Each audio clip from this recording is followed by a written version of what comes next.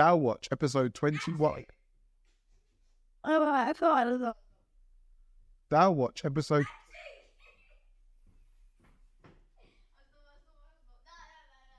DAO Watch, episode 21.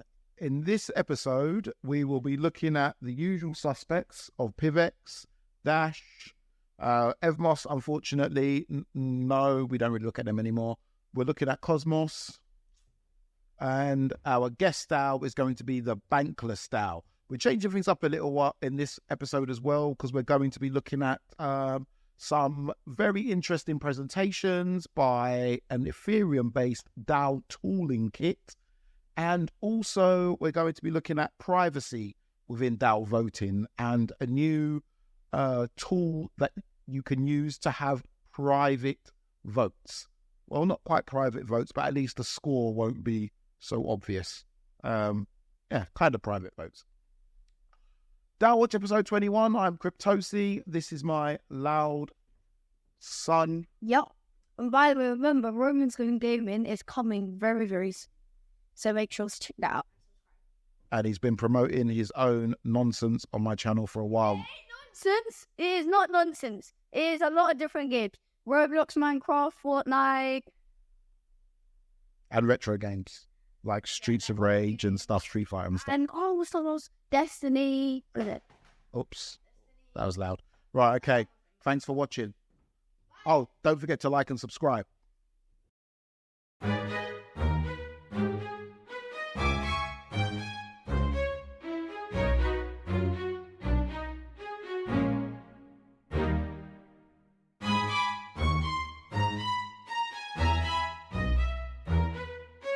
Hello and welcome to DAO Watch episode 21. Me, your charismatic host, CryptoSI, and we are going to change things up a slight bit in that we're gonna include a few little bits of news or a few little bits of other interesting information on the overall DAO ecosystem. So we're not just going to look at proposals.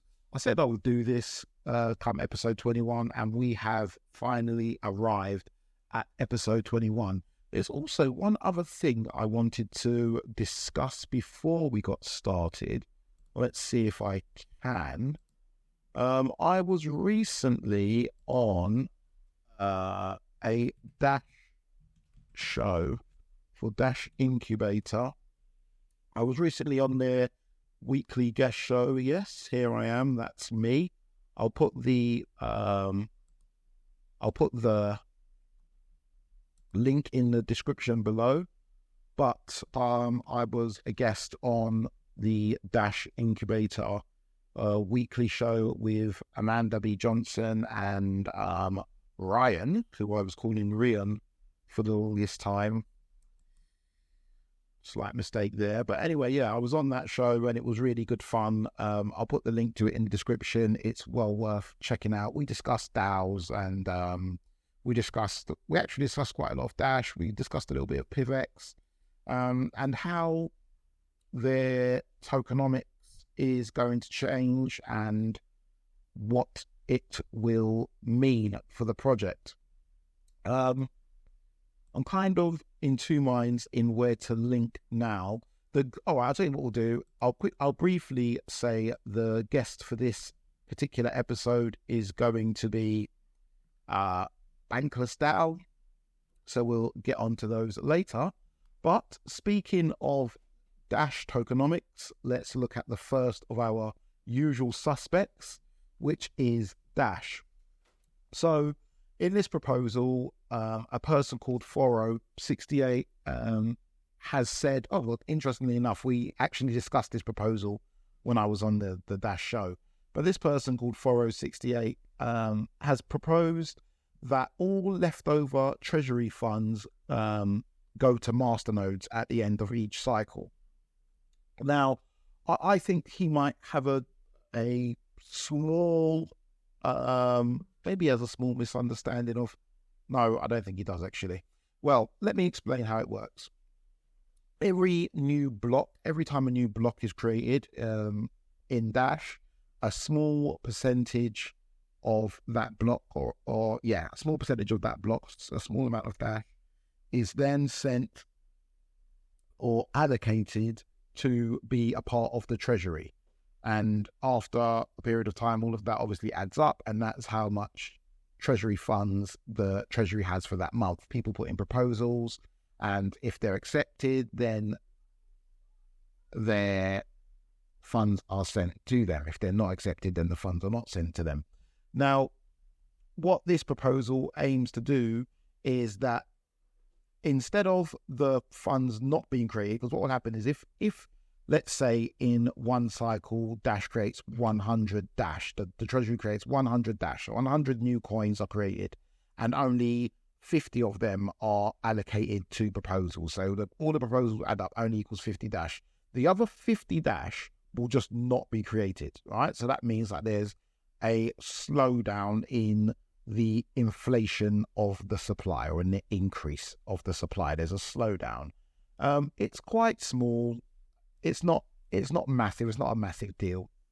But what this proposal aims to do is, instead of those coins not being created, what Foro wants is for those coins to go to the masternode owners, to be split amongst the masternode owners, so they get a higher yield, or higher yield, depending on how many votes get turned down, I guess, or depending on how much money is left over from the treasury.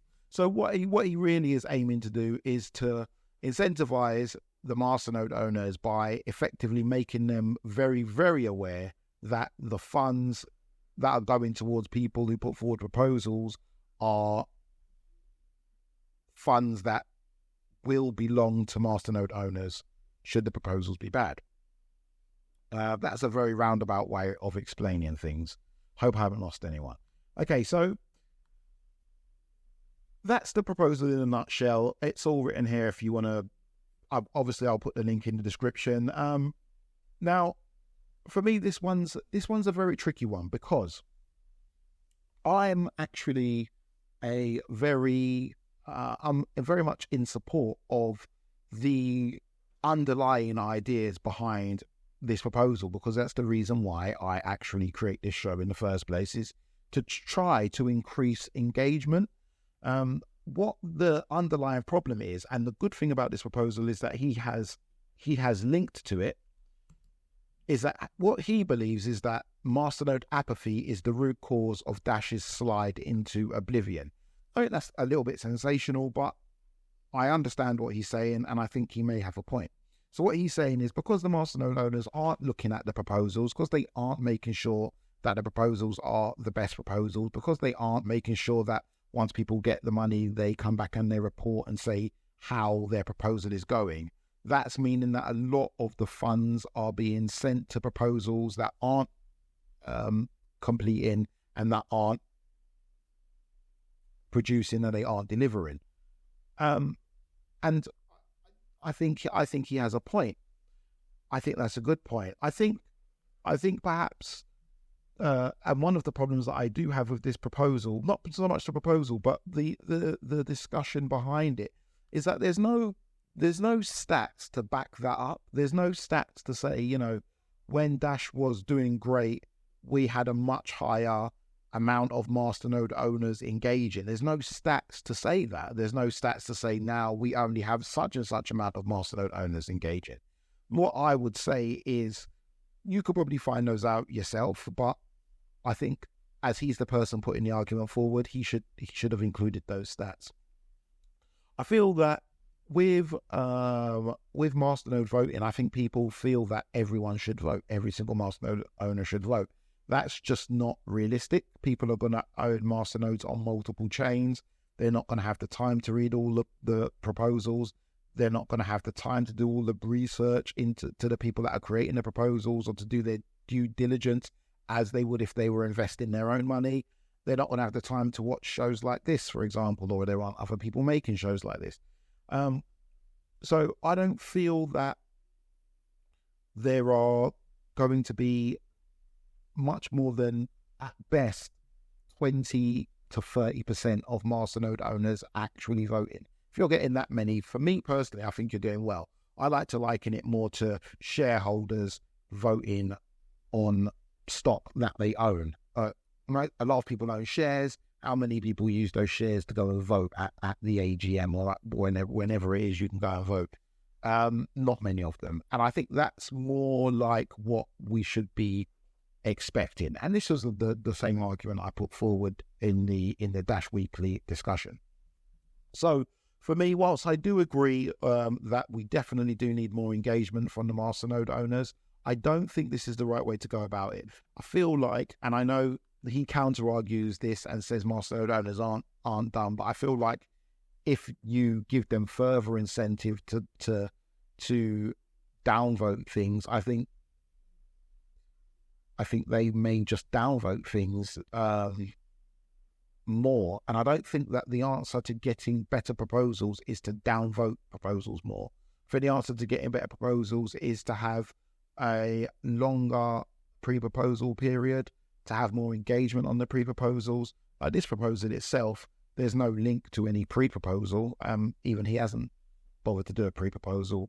As I guess he may say that this post was his pre-proposal, but even he hasn't bothered to do a pre-proposal. And I feel like I think those are the steps. You have to try to get all of the community more engaged in the governance process and somehow incentivize them to be engaged in the governance process if there is a way to, if you want to get better results. I think that this type of a move, whilst I agree with the reasons why he wants to do it, I don't think it will have the desired outcomes. I don't think it will make the proposal suddenly get better, and I don't think it will stop Dash's slide into oblivion. When we talk about the people who have not delivered, I guess the main culprits of that would be Core Group, and they haven't delivered. It's taken them years to deliver Evolution. I know during that time they have delivered other things, but the main thing, which is the thing that I guess would have kept Dash up to date with other projects, they haven't delivered. It's nearly here, but it's still not here. So would masternode owners, more of them voting, would that have changed the outcome? Would they have voted the Core Group down? I doubt it. If most masternode owners voted, the Core Group would have just won by more, because everybody's still on board with the Core Group and they have never really lost the backing of the majority, and they are the people who have not delivered, which has cost the project the most dearly. Somebody counter-argues and says it's because of marketing. For me, I don't think it's marketing. I think that Dash's tech has just not progressed as quickly as it should have done, and I don't think more masternode owners voting would change that.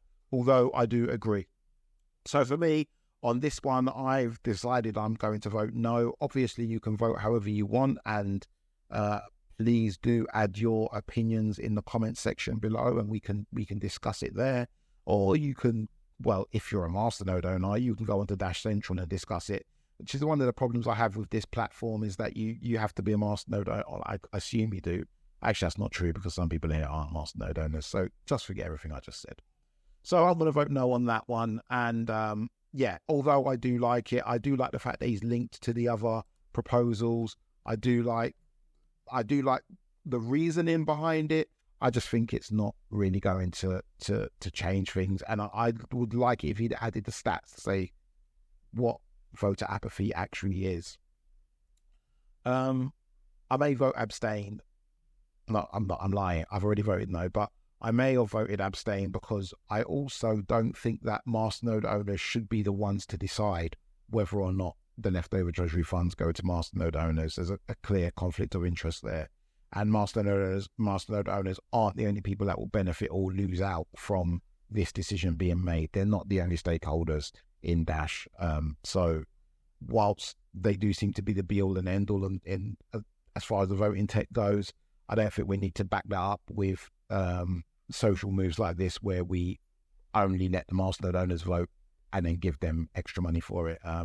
So me, like seems with a lot of other masternode owners, I'm going to vote no. There was one line in here I wanted to raise, which was this line here. It was this little paragraph here. Keep in mind, those who are funded by the Treasury will come out against this change using FUD and other tactics to see it fail to their benefit. They are quite happy with the status quo. It wouldn't surprise me if they submitted or popularized a competing inferior proposal as Ryan did last time around in order to distract or dilute from this one. Don't let them sway you from the simple, clear logic which this proposal presents. Also, beware attacks from their faithful defenders. I think the proposal writer let himself down with this. I feel that if people don't agree with your ideas, I don't think you should ever label them attacks. I think that's poor form. FUD, I think that's poor form. I think this whole part here is poor form. Basically, what he's saying is, if anyone disagrees, they all have ulterior motives, or they are the defenders of people with ulterior motives. And I've just come off a show with Ryan, so I guess even though I was only on there because I disagreed with the guy, I guess I may be thrown into the camp of one of their faithful defenders. I don't know.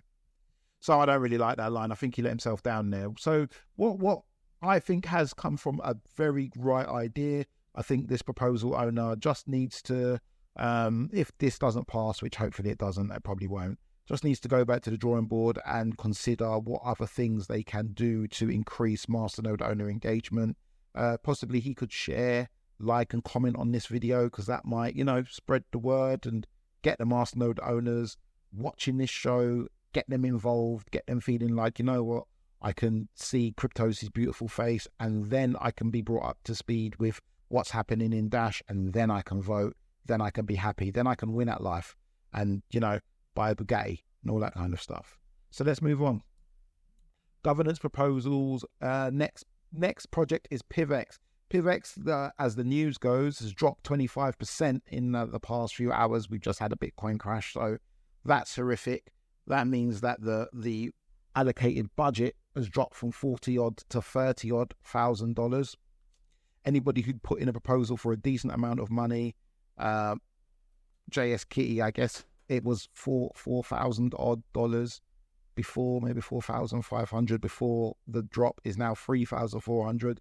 So this is very scary, and it's one of the main problems I have with these types of DAOs, the masternode based ones, is that all of the currency, all of the funds for funding is linked directly to the token value. So the token takes a hit, the value of the budget takes a hit, and that's quite bad. So let's look at this proposal. It's called DAO Tutorials. It's for 1,000 PIV, which equates to $154. Let's see how we're doing for time. We're doing all right. Let's look at this proposal. The proposal writer is an extremely beautiful human being by the name of CryptoSI. Sounds familiar? So the proposal is, in case you haven't seen it or any of the other videos on this channel, I'm going to be, or I already have pretty much, made a bunch of tutorials to show you how to put forward a proposal in PIVX.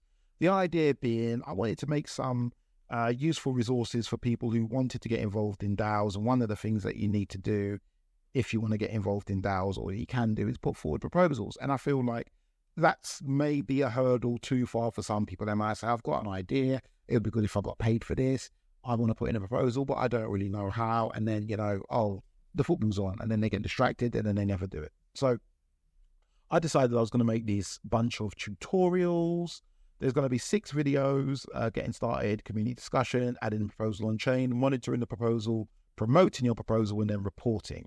Now, I've already made 5 out of these 6 videos, and 3 out of them are already posted on this channel under the playlist of PIVX DAO tutorials. When these are completed, if the proposal goes through, I will share them with the PIVX YouTube channel and remove them from my own YouTube channel, and PIVX will host them, and I'll just link to them on daowatch.blog.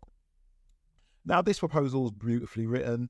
You can tell that this person knows what they're doing. You can tell that they've been in DAOs a long time. It's concise, beautiful. Like even the size of the text is wonderful. Just basically an amazing proposal put forward together by this guy called CryptoSI. Put out his timeline, his milestones. He's put out exactly where the money's going to be spent. He's also put in a part about community engagement and distribution. So basically he's saying how he's going to get people to see it and where these videos are going to be shared. He's also put about collaboration. He did put in his pre-proposal, this proposal did have a pre-proposal, that he was going to collaborate also with Lacey, Mac and Sean. Sean kind of said he was too busy, said he'd get around to it when he can. And he doesn't want to be, too close to my greatness. It might rub off on him and then he might realize how ungreat he is. And so Lacey Mac stepped in and she's going to help him, CryptoSI, with promotion on social media. And also she has also found somebody who will create some thumbnails. So she's come in and saved the day, which is what she generally does. It's what amazing human beings do. Also, I said that I was going to share some tutorials which have been made by another Pivian called PIVX. So I did that in the thing. All of this has already been done. And you can see the videos actually here. I've already shared it. Oh, sorry, CryptoSI's already shared it in the proposal. So for me, this proposal is amazing. I can't think of any negative points.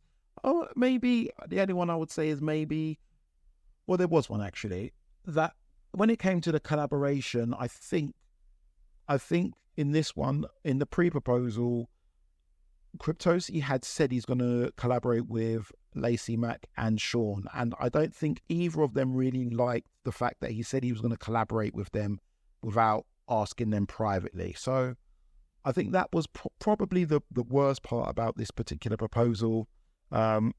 He hurt some people's feelings. He can be a bit insensitive, this guy. It's what happens when you're beautiful. So he's also left his contact details there, which I like, so you can contact him on Discord, email or Twitter. And he's left a little tip.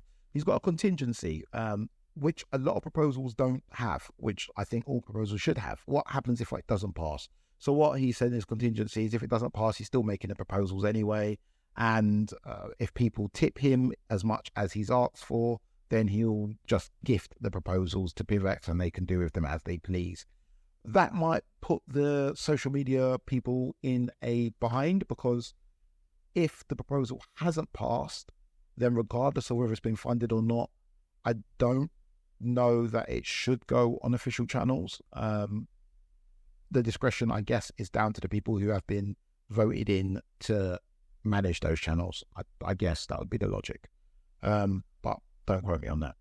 So I'm going to vote yes on this because I can vote on my own proposals, which I don't think I should be able to. I should vote abstain, but I'm English. Corruption is nothing new to us. We're not afraid of it. I don't mind backing my own horse. So let's move on. And usually we do Evmos. Well, we used to do Evmos. I'm not going to do Evmos because everything revolves on Evmos around the DeFi platform that they've got, the Uniswap v3 clone Forge. There's not much else going on, but they have got a beautiful new website. It's very, very nice. So I just wanted to highlight that, really, how good the new website is. They've moved on to Evmos v2. They're picking up some momentum, actually. So Evmos is definitely a project you should check out. I think it may do pretty well in the next cycle if they can get more people involved in their governance and funded to do things. If they can do that, I think they may do well. Similar to what Foro thinks, I also think that a strong governance process with lots of different stakeholders and lots of participation is the cornerstone to a successful project. Evmos doesn't have that, unfortunately, but they do have a nice new website. So I looked at Cosmos. Now, Cosmos have put in a proposal to punish the equivocation on Neutron by Putmos and Citizen Cosmos. Citizen Cosmos is actually a podcast which I really like. If you get a chance, you should listen to it. It's very, very good. I will put a link to it in the description. Let me write that down, actually. Citizen Cosmos link, just so that I don't forget, because I generally forget stuff like that. So what's happened here is equivocation is what they mean by it here is dual signing. Without getting too technical, right, okay, without getting too technical, let me try to explain. Don't come for me in the comments, because this is a very loose, and I know Cosmos community members seem to always come for me if something is not perfectly described. But basically, on Neutron, which is a new network, which is supposed to have the security shared by Cosmos, so instead of doing the stuff on Neutron, they're supposed to be doing it on Cosmos. They had a chain where the chain halted. All of the validators were supposed to do some kind of wiping process and then start validating again. These two guys didn't, so it ended up they signed before the halt, and then they signed after the halt, and because there was a halt in between, they ended up double-sided. That's how I understand it. That's probably not technically correct, but it's correct enough, right? You should at least get 1 point for that answer. So what's happened now is that the code on Cosmos does not automatically slash them for that behavior. So what this proposal aims to do is to slash them for that behavior, because that's technically bad behavior. Although they did it by accident and there were extraneous circumstances, technically it's bad behavior. And you know it's bad behavior because they were the only two that done it. Well, they're the only two that are getting picked out. I don't know if anyone else done it, but as far as I know, they were the only two that done it. Now, what some people are saying is that maybe the punishment might be a bit severe because there was these extenuating circumstances. I have seen a nice explanation from these guys at Silk Nodes. So I'm gonna share this. Let me I want to show this, sorry. So they shared their explanation on Twitter, and I love the way they've done this. This proposal, by the way, is horrific. It's terrible. If you're not aware of what's happening on quite a technical level, if you're just a token holder and you see something like this, you're not going to know which way to vote. I really don't like this proposal. It doesn't link anywhere or anything. It's just a load of gobbledygook to people who aren't that aware. And this is bad. This is a terrible proposal. This is as bad a proposal as you can get. That's why it's only 6 lines. But Silk Nodes put up a really great summary, I guess, of why they're voting yes. And it's hard to disagree with this. We have already voted on the risks when we voted in favor of ICS, which is interchain security, and every validator on the hub knows that. I know exactly why it's being voted down. This proposal puts validators in an extremely awkward situation to essentially jail fellow validators, but not only to jail them, but to publicly jail them. Because all of the votes that the validators are putting in, it's public, so everyone can see. So these guys can be like, oh, so you wanted to jail me, did you? Okay, watch when I see you. That's obviously not how Citizen Cosmos talks, but it's kind of how he talks. So no one wants to vote them down. Everyone wants to vote no because no one wants to be that guy. And I understand that because it's awkward, right? I like Citizen Cosmos if he was a friend of mine, if I was a validator and we messaged all the time and I was like, hey, how's your family? And then I'm like, yeah, I want to jail you. No more earnings for you.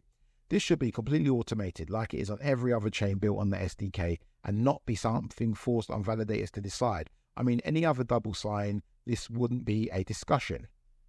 Nothing against either validators, but Silk Nodes will be voting yes to jail as we already have voted for these measures when adding ICS. Basically, Silk Nodes, they are that guy. Those people who are just sticklers for the rule books, traffic wardens. But they're right. So I would if I can, because I do stoke. I should, but I probably won't bother. but I should also vote yes. I think that yes is the correct answer. I don't think it will happen because popularity, and no one wants to get on the wrong side of Citizen Cosmos because he is a big, strong guy and he will kick people's heads in. But I think they should get slashed or they should get jailed. They should get the punishment that you get for double signing because they should have known that they had to go through the correct procedure when the chain restarted or when they started to sign again. I think it's unfortunate, but I think rules is rules. And, I think it's bad that we're asking for the validators to jail one of their own. Let's look at a no answer. And this is one of the things I really like about the Cosmos stack is that you get to see, people get to put comments in, and they often do. So this says, Wookie votes no. Proposal promoters are wrong, and therefore Wookie votes no. Wookie vote would be yes if it would be correct. There's nothing personal against Popmos and Citizen Cosmos. They already established validators doing a good job, but there was an error which caused the double signing. I think if a double signing happens, we have to tombstone slash, and this is automatically. As we can't decide every time if that was unconsciously or on purpose, it happened already multiple times that I validated double signed on mistake, but I got tombstoned. We shouldn't do an exception here, as this also determines the future of a record. So he also agrees, but he's saying that the parameters are wrong. I don't know if he means the code or what. So let's move on. Let's get to our guest of the day because time is running out. Now, before we do that, I wanted to actually... There's my beautiful face again. I wanted to actually discuss this video, which came from ETH Global. I believe they had a hackathon in Paris because it's written right there.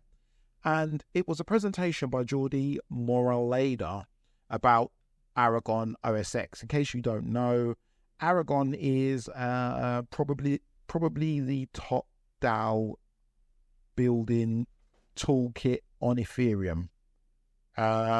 Probably. It's almost definitely the longest or the longest established DAO toolkit on Ethereum. And they've got this thing called OSX where they're trying to make their DAO tooling modular so you can add different modules to do different things. It's really good. And this is a very, very, very good presentation.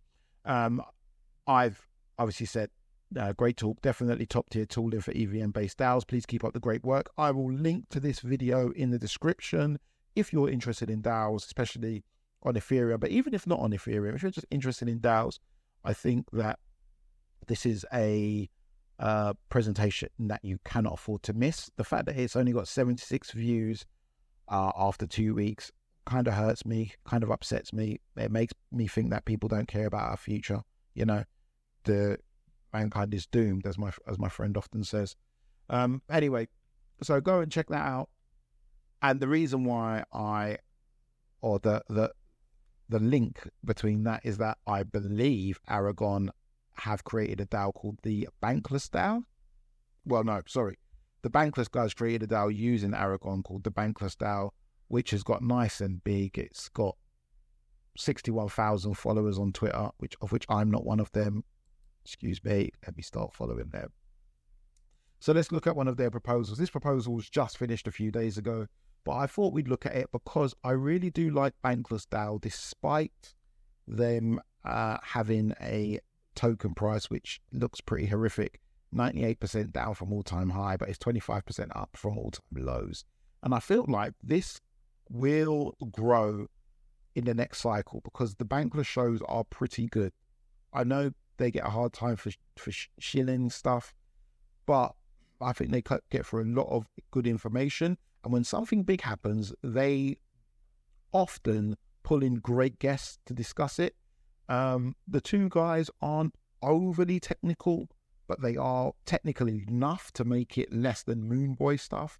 So it's a show I watch. Not one of my favorites, but it's definitely a show I watch.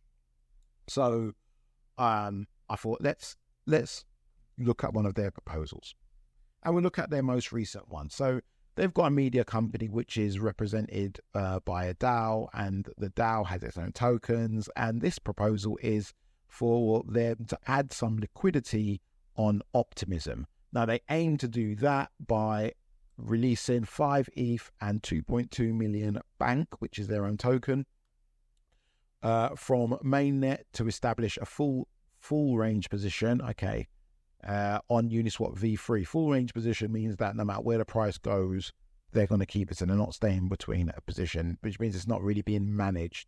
I think that's probably the best way to do it, unless they're going to delegate someone to manage it, because if you are having it managed, you're not going to want to have to put in a proposal to move the ranges. The ranges means that you add the liquidity between certain prices. So you add the liquidity as long as it doesn't become one bank equals 1 ETH, then you might not want to sell at that point. You might not want to buy at that point. I don't know. Either way. Liquidity pool will be around 20k. Now, this will just get them started. Optimism, in case you don't know, is a roll-up. It's what Coinbase's new network base is based on. Bankless DAO lacks DAO-owned liquidity on Optimism. With Bankless DAO's expansion to Optimism Layer 2 L2, the need for liquidity has grown. Okay, so they've expanded to Optimism. I didn't know that they had done that. To facilitate the utilization of Bank, the Treasury Department proposes migrating 20k of liquidity into Bank/WETH full range Uniswap v3. To me, it's nice and simple. I like that they've added the vote. Vote's open for 7 days. They've said what's going to happen if it passes. They haven't said what's going to happen if it doesn't pass, but I assume if it doesn't pass, the bank stays where it is, the ETH stays where it is. Currently in their treasury, which has got like $2 million worth of various tokens in there. They're saying that they're going to monitor the volume and usage, and after 3 months, they'll decide whether to maintain or further deepen the liquidity. So they might decide, okay, no one's using it, let's put it back. They might decide people are using it, maybe we need to put more liquidity on there. There's no talk about where the trading fees will go to, but people have voted. And this one passed with a staggering thing. Now, there's one last thing I want to show you before we go, and this is this little add-on. So in Snapshot, there is now the option to have your proposal powered by Shutter. So this proposal has Shutter privacy enabled. All votes will be encrypted until the voting period has ended and the final score is calculated. What that means is that when you vote, it won't show it in real time who's winning and who's losing. I think that really alters the final outcome, because if something's in the lead, you generally seem to think, oh, well, everybody wants that. Yeah, that's probably the right idea. That's probably correct. And you go with that. If you don't know at all, then you have to look at it. You have to think about it yourself and you have to make a decision. I really think that this type of thing is very, very useful, very important, and possibly very powerful towards getting the correct outcome. Interestingly, this whole Shutter project is one that I started to look into after I learned about what they're doing, and I think it's very interesting, very, very powerful, and well worth looking into. If you're interested in DAOs, you should check this out. As usual, I will put the links to all of these proposals in the description. I have been CryptoSI, your glamorous host. And I will be leaving you with these few words. No, I'm only joking. I've got no wise words. Thanks for watching. Please like and subscribe. If there's anything I've said that you don't like, keep it to yourself. If there's anything I've said that you do like, please just add something in the comments. It goes a long way to getting the algorithms to like me and getting my content further, which means that more people know about your project if your project's been featured. And if your project hasn't been featured and you would like it featured, just leave a comment and I'll look into it. So thanks very much for watching. Take care. Adios. Goodbye. Au revoir. And I will see you later.